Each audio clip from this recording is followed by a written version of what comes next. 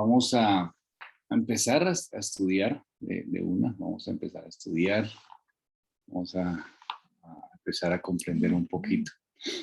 Teniendo en cuenta lo que habíamos hablado la semana pasada, pues de las confusiones que hay en relación a la salvación, si hay una obra o no hay una obra, y pues veíamos que hay una forma de reflexionar en el hacer, y que ese hacer es un hacer en relación a lo que yo recibo de lo que Dios ha obrado particular y especialmente, ¿no?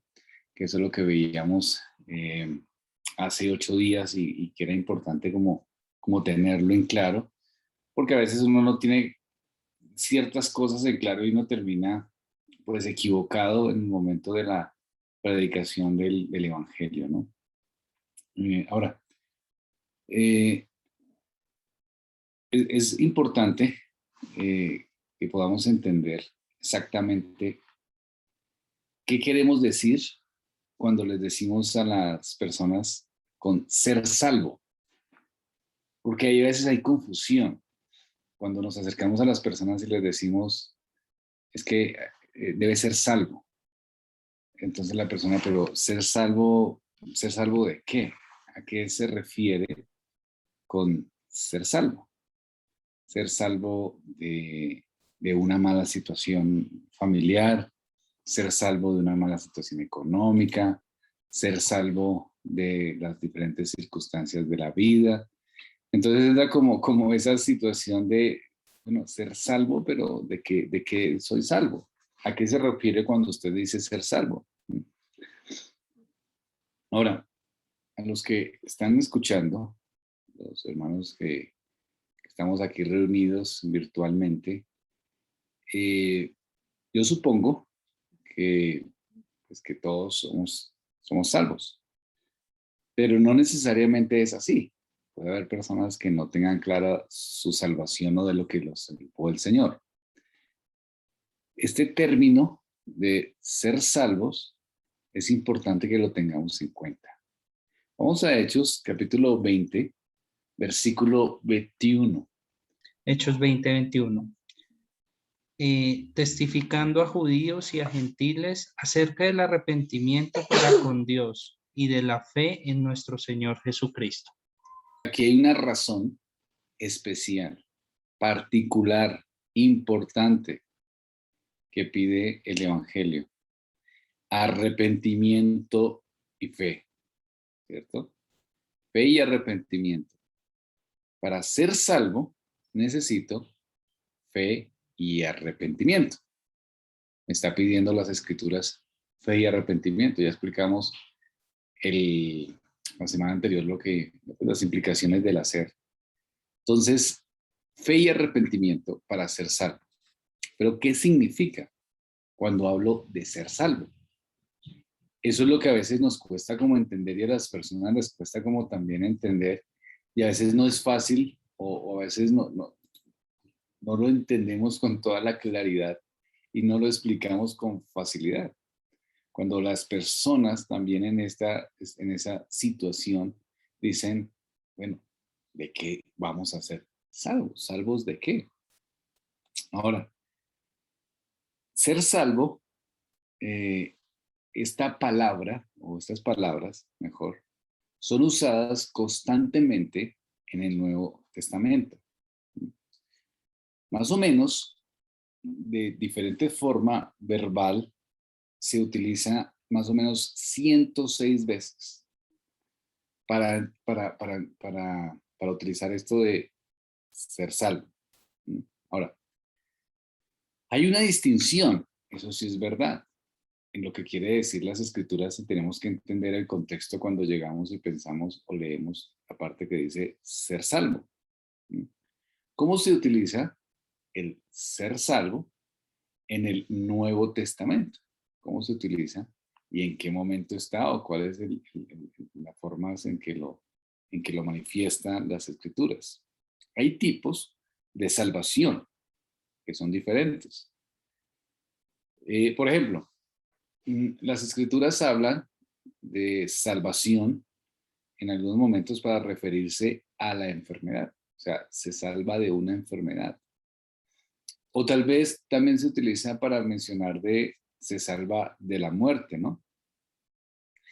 Entonces se refiere más o menos a lo que nosotros podríamos entender como salvación física o temporal. Se utiliza así también de esa manera en el Nuevo Testamento, como ser salvo en relación a una parte física o una cuestión de salud. Son unas maneras de que se utiliza la palabra ser salvo en relación a la sanidad física, ¿no? También, y este es el punto que tenemos que enfocarnos, es que la Biblia utiliza la salvación para referirse a nuestros pecados y a la ira de Dios con nuestros pecados. Entonces, cuando hablamos a la gente de ser salva, la gente en su mente puede tener ideas de salvo de qué. Salvo de que de pronto tengo una enfermedad y me voy a salvar de no morirme, o salvo de que de pronto voy a mejorarme económicamente, o se salvó de una situación, o se salvó de una mala situación, entonces me puedo salvar. Si vengo acá a Cristo, entonces me puedo salvar de una mala situación. La mayoría de los cristianos es difícil comprender, más que todo pues en la iglesia moderna, lo que significa ser salvo a la luz de las escrituras y cuál es la referencia clara. Desgraciadamente hoy en día la gente no lo comprende y no lo entiende. Ahora, ¿de qué somos salvos? Es el punto. ¿De qué somos salvos? Cuando hablamos a las personas de la salvación, ¿a qué nos estamos refiriendo? ¿Qué estamos diciendo cuando a la persona le estamos diciendo que debe ser salva? Pues estamos refiriéndonos a que deben ser salvos de los pecados, ¿sí? ¿Pero por qué? ¿Cuál es la razón de que yo tengo que ser salvo de mis pecados? ¿Por qué? Y ahí está el punto. Por la ira de Dios contra nuestros pecados. Ser salvo es ser salvo de la ira de Dios. Ni siquiera de Satanás mismo, aunque tiene que ver. Pero ni siquiera es eso. Cristo no murió en la cruz para satisfacer a Satanás, como muchos lo plantean. Cristo murió en la cruz para satisfacer la ira santa de Dios. Por eso, entonces, cuando hablamos de ser salvo, nos estamos refiriendo de ser salvos de una ira justa, santa, correcta, y es la ira de Dios contra el pecador. ¿Mm? Entonces, cuando hablamos, un hermano que lea Mateo 1:21, por ejemplo. Mateo capítulo 1, versículo 21. Y dará a luz un hijo y llamará su nombre Jesús, porque él salvará a su pueblo de sus pecados. ¿Sí notan ustedes? Jesús. Jesús es una palabra hebrea que significa Salvador. Significa Salvador. ¿Y a qué es llamado Cristo? A salvar. Cristo es llamado a salvar. Porque dice el texto, Él salvará sus pecados. Ahora, miren lo que dice, que esto es importantísimo y más para las confusiones que hay. Hay que reevangelizar, como tantos han dicho, ¿no? Hay que reevangelizar a los evangélicos porque tienen una comprensión terrible del evangelio. La mayoría de la gente no entiende el evangelio y asisten a iglesias y asisten de muchos años a una congregación y no entienden el evangelio. Cristo es llamado a salvar. ¿A salvar qué? Noten que el texto no dice que Él salvará de enfermedades. Y eso es muchas personas que comparten diciéndole, venga que el Señor lo salva, pues de esa enfermedad que tiene. De pronto se le va a dar un cáncer, le va a dar algo. Entonces, el Señor lo salva de esa enfermedad que usted tiene.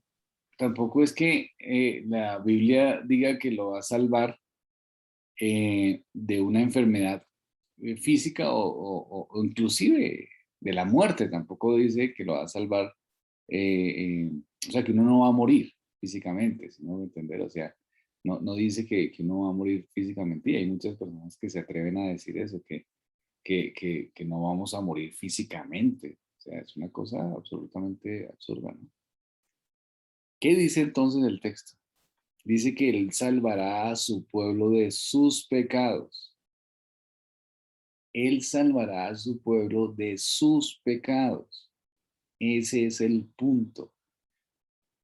Y dará a luz un hijo y le pondrá por nombre Jesús, porque Él, Jesús, salvará a su pueblo de sus pecados. Ahora, la pregunta sería, ¿a qué se refiere la Biblia cuando dice que Jesús salvará al pueblo de sus pecados? ¿Cierto? Ahora, entonces alguien puede decir, bueno, hermano Helber, yo creo que habla de ser dominado por el pecado, porque el pecado es esclavizante, los hábitos pecaminosos. Bueno, sí, Jesús salva a su pueblo de ser dominado del poder esclavizante del pecado. Claro que sí. Aunque nosotros tenemos secuelas del pecado, nosotros ya somos conscientes que pecamos. ¿Sí? O sea, esa es la gran diferencia del inconverso y el que no. El creyente, el inconverso pues vive su vida así y hay algunas molestias de conciencia, pero el creyente dice, estoy pecando, esto no está bien. Y busca ayuda, y busca escuchar un sermón, y quiere cambiar, y se piensa, y le pide perdón al Señor, y hay una lucha interna realmente. ¿Por qué? Porque ya el pecado no nos esclaviza, ¿cierto? Ya los hábitos pecaminosos no nos esclavizan, aunque a veces pecamos. ¿Me hago entender? A veces pecados, pero ya no soy esclavo del pecado. Una cosa es ser esclavo del pecado y otra cosa es a veces pecar. Esto es gloriosamente cierto. Cristo gradualmente nos libera de la esclavitud del pecado. Eh, pero hay algo más. Tampoco la referencia de salvos es solamente que ya somos mejores y luchamos contra el pecado. No, hay algo más. Que de manera poderosa, que de manera irresistible, nos salva del poder espiritual del pecado. ¿Qué quiere decir esto? Que cuando nos arrepentimos, que es el primer paso, nos arrepentimos para con Dios, cuando nos arrepentimos, empezamos nosotros, Dios obra de manera especial, viene el arrepentimiento, y entonces el poder del pecado ya no tiene control sobre nuestras vidas. Eso es una realidad. Cuando la Biblia dice que nos salva de pecado, va en eso, pero va algo más. ¿Qué? Que nos salva del castigo por el pecado. ¿Qué quiere decir eso? Sí, nos salva de la esclavitud. Ya no somos esclavos del pecado. Ya luchamos contra el pecado. Pero hay algo más grande cuando la Biblia dice salvos.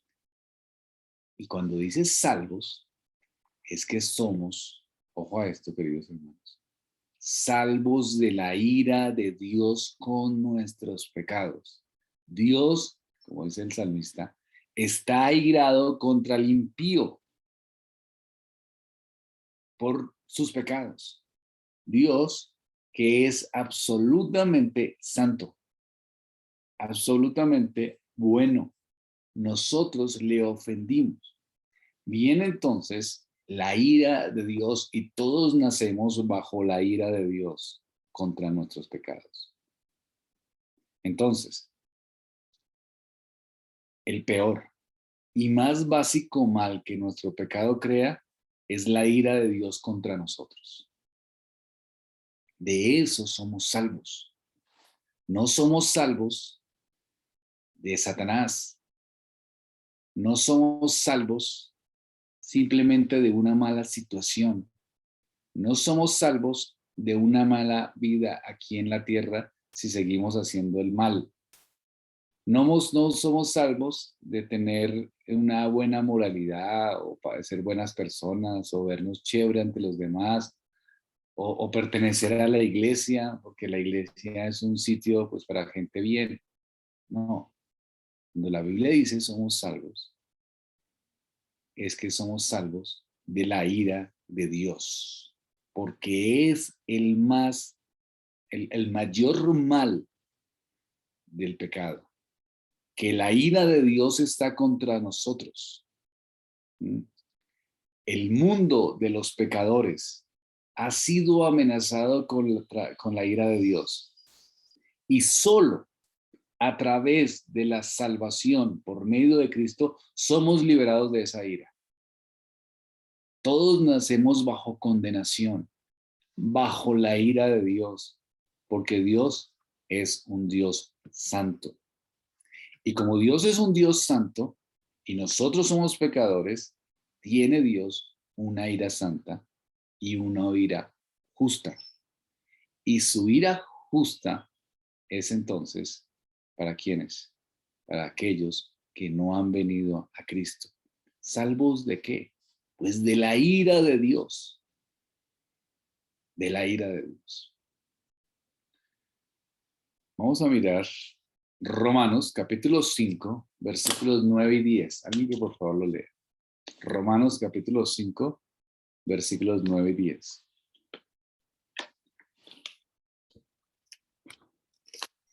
Pues mucho más, estando ya justificados en su sangre, por él seremos salvos de la ira. Porque si siendo enemigos fuimos reconciliados con Dios por la muerte de su Hijo, mucho más estando reconciliados seremos salvos por su vida. Muy bien. Habiendo sido ahora justificados por quién, por Cristo, por su sangre, seremos salvos de la ira de quién, pues de la ira de Dios. ¿Por medio de quién? Por medio de Cristo. Porque si cuando éramos enemigos, esa es la situación real del inconverso, enemigo de Dios. Enemigo de Dios. Por eso a veces cuando predicamos o cuando se predica el evangelio, la gente no ve la magnitud del asunto. La gente no ve la condición en que se encuentra. Son enemigos de Dios. ¿Qué dicen las personas? No, pues yo tengo una buena relación con Dios. Yo creo en Dios a mi manera. No, son enemigos de Dios. Solo a través de Cristo puede ser reconciliado y puede entonces hacer un acto de propiciación. ¿Qué quiere decir eso? Apaciguar la ira de Dios por medio del sacrificio de Cristo. El sacrificio de Cristo no fue para satisfacer a Satanás, sino a Dios mismo en su santidad y su obra perfecta. Por eso, el evangelio debe ser predicado claramente, porque podemos estar atrayendo personas a una religión y no a Cristo, ¿verdad? Aconsejaba a alguien y me decía, tengo estas situaciones y estas situaciones y pues yo me he portado bien. Y yo le decía, usted reconoce que ha pecado contra Dios, porque la primera forma de salir de esta condición es reconocer el pecado contra Dios. Y decía, bueno, sí, todos pecamos, pero pues no para merecerme esto. No entiende. Y ya muchos años, no entiende. No entiende la condición real. No entiende salvos de qué. Merecemos el infierno. El inconverso, el que no conoce a Dios, si no es por Cristo, entonces entrará a condenación eterna porque la ira de Dios es justa, porque Dios es absolutamente santo y justo.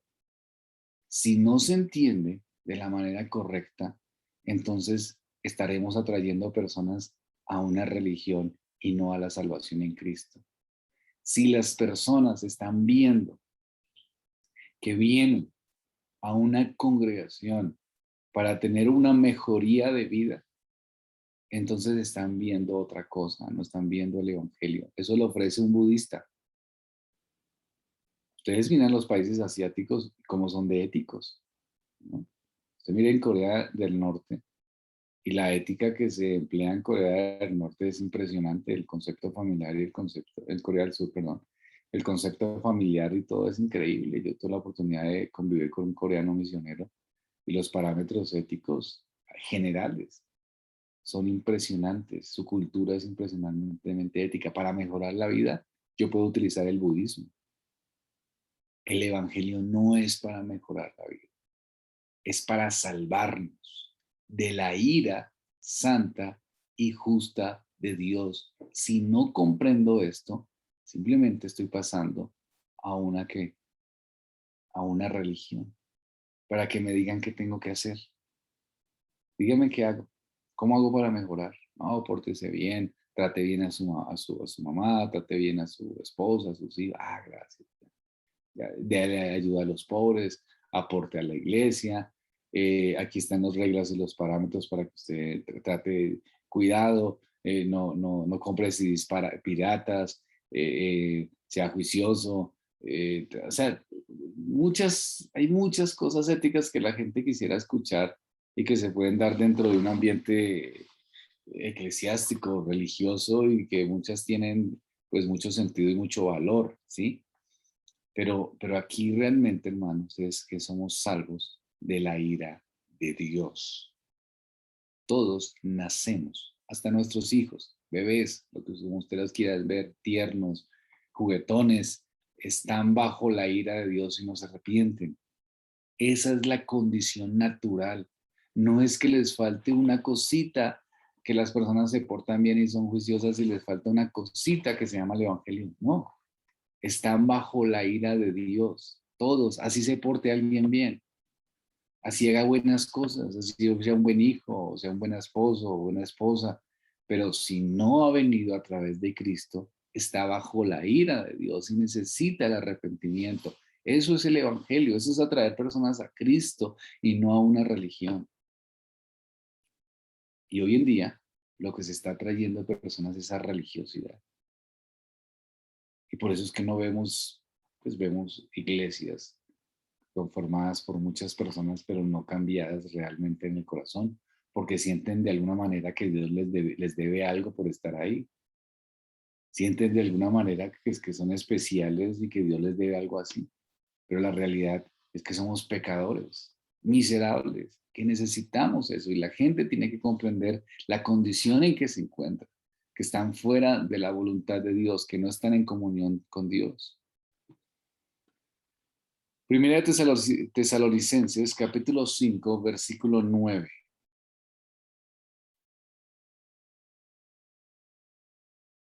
Primera de Tesalonicenses, capítulo 5, versículo 9. Alguien que por favor lo lea. Porque no nos ha puesto Dios para ira, sino para alcanzar salvación por medio de nuestro Señor Jesucristo. Muy bien. No nos ha puesto Dios, no nos ha destinado Dios, dice la Biblia de las Américas, para ira, sino para la salvación. ¿Qué quiere decir eso? Que los demás estaban en ira. ¿A quién le refiere? Los hermanos en Tesalónica. O sea, los hermanos en Tesalónica, por ser cristianos, ya no están en ira, porque están salvos. Pero la salvación, ¿por qué es? Por medio de nuestro Señor Jesucristo. Es decir, ¿en qué condición se encontraban? En ira. ¿En qué condición se encuentran los otros? En ira, en ira. ¿Cómo salva Jesús a su pueblo de la ira de Dios contra sus pecados? Lo hace con su sangre, como dice Romanos 5, 9, 10 que leímos. Lo hace con su sangre y su muerte. Su sangre y su muerte los reconcilian con Dios y los justifica. Y los justifican ante los ojos de Dios. Es decir, Jesús, ¿salvos de qué? De la ira de Dios. ¿Cómo? Con la sangre de Cristo. ¿De qué manera?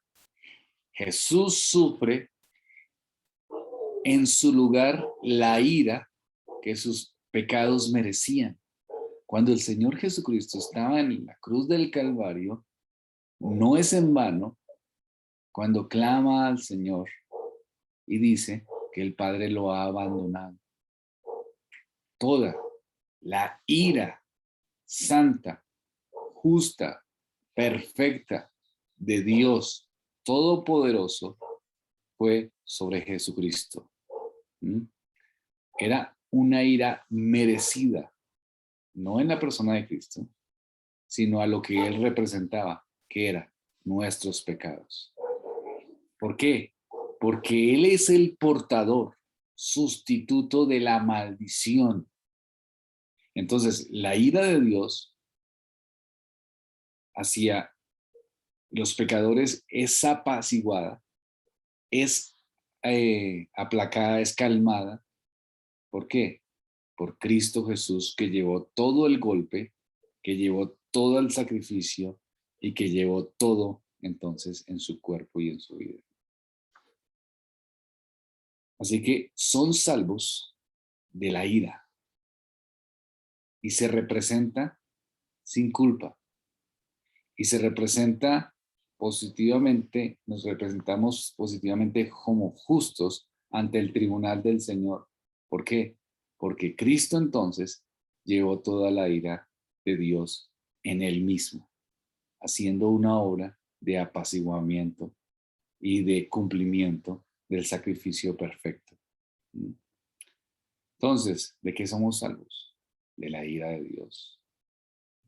Somos salvos de nuestros pecados, porque nuestros pecados manifiestan o llevan a la ira de Dios. Entonces, el Nuevo Testamento enseña que la salvación del que cree en Cristo tiene 3 tiempos: pasado, presente y futuro. Es decir, fue salvado, está siendo salvado y será salvado. Eso es lo que encontramos en las Escrituras. Vamos a tratar de entender. El creyente en Cristo fue salvo en tiempo pasado. En otras palabras, una persona es salvada cuando cree inicialmente en Jesucristo. Entonces, somos salvos, tiempo pasado. Este suceso inicial en el que uno se convierte a Cristo se llama ser salvo en la Biblia. Por ejemplo, en Hechos 2:47 voy a leerlo. Dice: alabado a Dios y hallado favor con todo el pueblo, y el Señor añadía cada día el número de ellos, los que iban siendo salvos en tiempo pasado. Porque en esperanza hemos sido salvos, también dice Romanos 8:24. Pero la esperanza que se ve no es esperanza, pues porque en esperanza lo que uno ve. Entonces la primera parte, porque en esperanza hemos sido salvados, tiempo pasado. ¿Qué está haciendo referencia? Tiempo pasado. El Nuevo Testamento enseña que fuimos salvos. Pero también, o sea, si yo digo, yo fui salvo, tiempo pasado. Mi esposa fue salva hace, no sé, más de 20 años, tiempo pasado. Pero el Nuevo Testamento también enseña que el cristiano está en proceso de ser salvo, en tiempo presente. En este aspecto, el tiempo de la salvación se refiere a la obra presente y continua de Cristo. ¿Qué quiere decir eso? Quiere decir que el creyente es preservado en la gracia de Dios. Fui salvo, tiempo pasado. Soy salvo, tiempo presente, en que todavía Dios está preservándome. Los efectos de la cruz son efectos continuos, mejor dicho. Y Dios nos está preservando. Ese presente, el tiempo presente de ser salvo, es que el poder del pecado intenta estar sobre nuestras vidas, pero Dios nos sostiene, somos salvos. Vamos a ver algunos ejemplos. 1 Corintios 1:18 dice: porque la palabra de la cruz es necedad para los que se pierden, pero para nosotros los salvos es poder de Dios. Entonces está en tiempo presente. Porque 2 Corintios 2:15, porque olor fragante aroma de Cristo, somos para Dios entre los que se salvan y entre los que se pierden. También 2 Timoteo 4:18, el Señor me libra de toda obra mala y me trae a ser salvo de su reino celestial. Entonces, somos salvos, fuimos salvos, entonces el hermano es salvo, pero fue salvo, pero también el hermano es salvo. Fue salvo porque Cristo nos salvó una vez para siempre, nos convertimos tiempo pasado. Es salvo porque todavía el Señor nos preserva en la salvación. O sea, nos mantiene en esa salvación. Pero también el Nuevo Testamento enseña que seremos salvos en el futuro. Esto se refiere a ¿qué? A la vida eterna que recibiremos cuando Cristo regrese. En ese día seremos salvados de la condenación del mundo, seremos guardados del juicio final, entonces estaremos en la gloria de Dios. Ese es el punto. Vamos a ver Mateo 10:22. Y seréis aborrecidos de todos por causa de mi nombre, mas el que persevere hasta el fin, este será salvo. Ese es tiempo ¿qué? Pasado. Futuro. No, pues futuro. Futuro. Mateo 24:13. Mas el que Dice, persevere mas- hasta el fin, este será salvo. Exacto. Entonces, ahí está hablando del tiempo futuro. Entonces ya vimos que somos salvos, tiempo pasado, que estamos en la salvación, tiempo presente, y que seremos salvos, tiempo futuro. En el pasado está haciendo referencia a que Dios nos salvó. En el presente, a que Dios continúa su obra de salvación. Y en el tiempo futuro, que estaremos en plena salvación de gloria. Por eso, la Biblia maneja estos tres tiempos en relación a la salvación en el Nuevo Testamento. Hermoso, ¿no? Y esperanzador. Nos salvó, nos preserva en la salvación y nos glorificará en su salvación. Es en los tres tiempos. Entonces, cada uno de los tres tiempos de la salvación es una forma legítima de hablar. Fui salvo, soy salvo y estaré o seré salvo. Estos tres términos están correctos, son bíblicos, pero aquí nos vamos a enfocar o nos venimos enfocando en la referencia de ser salvo y es la referencia de cuando le predicamos al inconverso. Y esa referencia es en el sentido que todo verdadero creyente que ha sido salvo por la obra de Cristo. Cuando hablamos de ser salvo, no estamos hablando de los tres tiempos, sino que cuando estamos predicando al inconverso, sino que estamos diciéndole la necesidad que tiene de ser un cristiano. Eso es. Estamos hablando de la necesidad que tiene para que pase de la condición de la ira de Dios a la condición de estar bajo la gracia de Dios. El inconverso está en la condición de ira de Dios. Y nosotros le predicamos el evangelio para que pase a la condición de estar bajo la gracia de Dios y pueda recibir los favores recibidos. Hablo de persuadirlos para que ellos vengan al arrepentimiento y fe. Hablo de que ellos puedan ser salvos y reconocer salvos de qué, para que vean la real condición en la que se encuentran. Entonces, si yo he sido salvo ¿de qué? Pues de la ira de Dios. Y cuando compartimos, ¿qué estamos compartiendo? Una mejoría de vida, una mejor condición, una ética. Claro, seguramente estará intrínseco en el evangelio, pero realmente ¿qué estamos compartiendo? Estamos hablándole al pecador que necesita arrepentirse.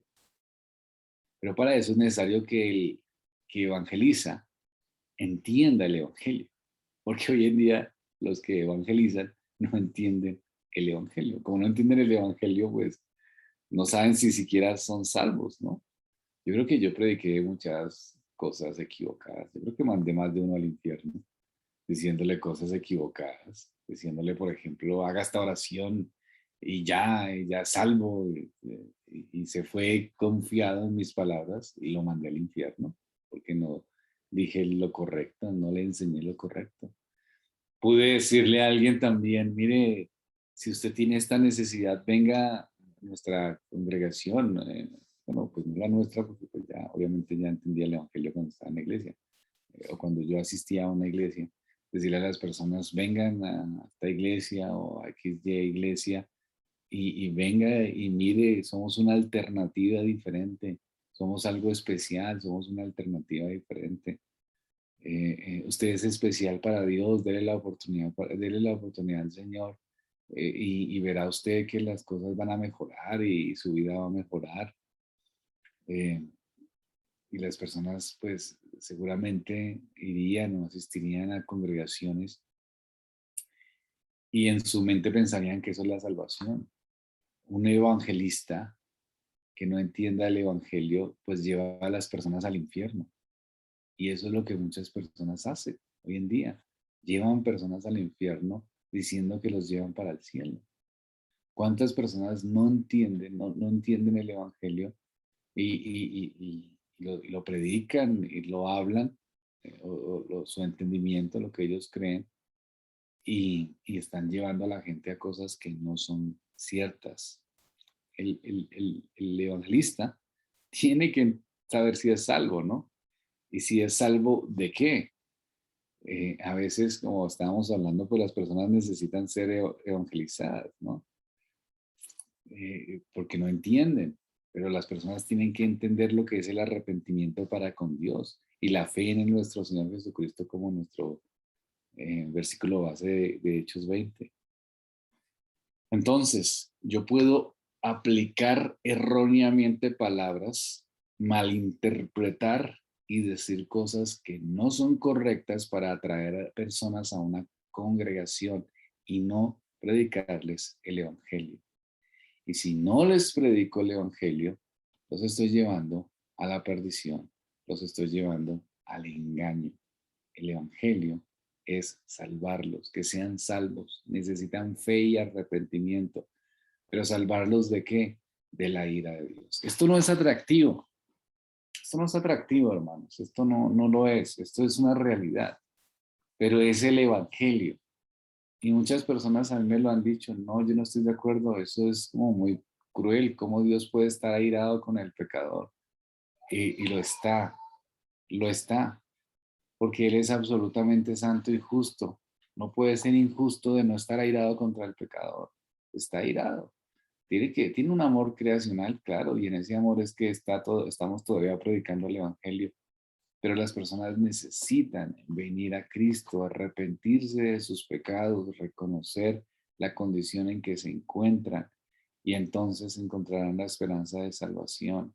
Sí, yo sé, alguien puede decir, pero si alguien se ha portado bien y ha sido buena persona y ayuda a sus familiares y todo, pero no cree en Dios, pues ese se va a condenar igualito que el que esté hoy en este momento robando y atracando y siendo un mafioso. La condenación será exactamente igual. Seguramente en esta vida tendrá menos sufrimiento por sus comportamientos morales, pero después de la muerte se condenará exactamente igual.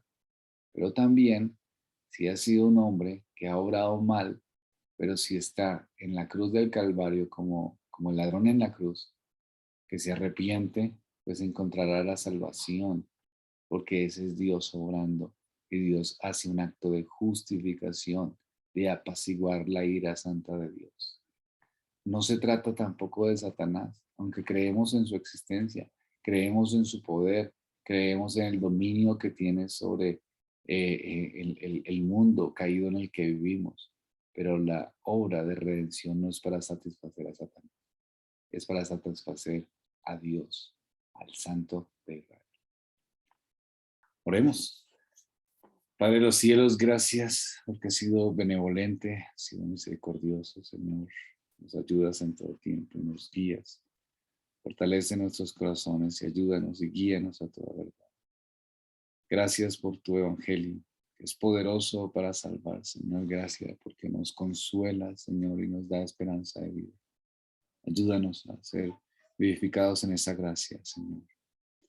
Ayúdanos a predicar el Evangelio como es, Señor. Humildemente pedimos perdón cuando no lo hemos hecho como lo debería ser, Señor. Ayúdanos a predicarlo como es. Que con gracia, que con misericordia, que con amor podamos decirle a los pecadores que vengan a Cristo para que puedan encontrar la esperanza y que la ira de Dios sea apaciguada y puedan el Dios, el Cristo, que justifica al impío por su obra redentora, que podamos compartirlo, Señor. En el nombre de Cristo Jesús. Amén.